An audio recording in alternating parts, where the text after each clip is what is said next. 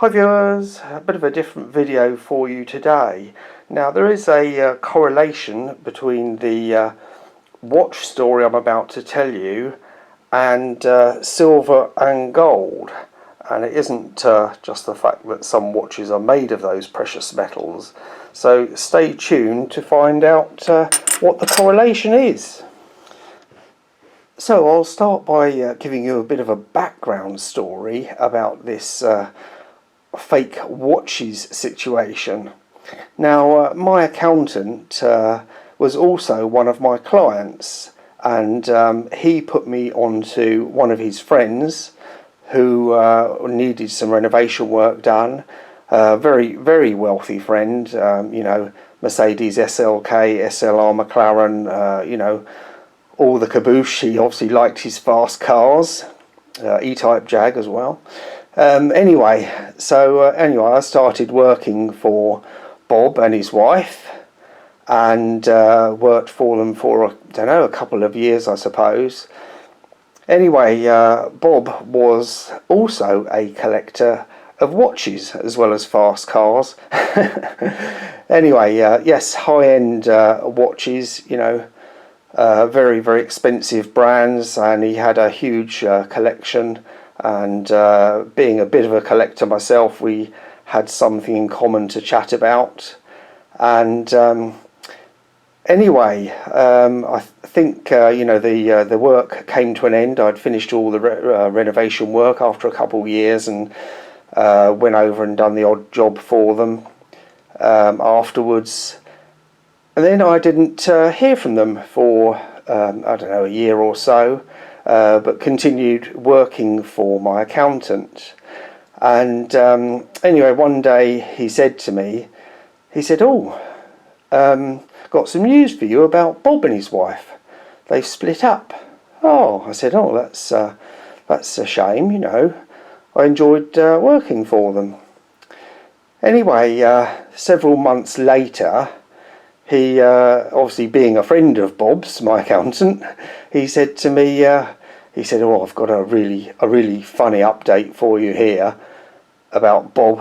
And I said, "Oh, what's that then?" He said, "Well, you know, he collected watches." I said, yeah, he showed me some of them. And he said, well, anyway, he said, during the divorce settlement, his wife, you know, said that you know, Bob's got all these valuable watches and she wants half of the value.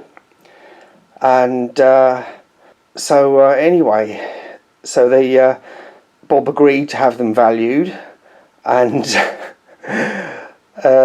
literally nearly all of them were fake, so they had no great value to them.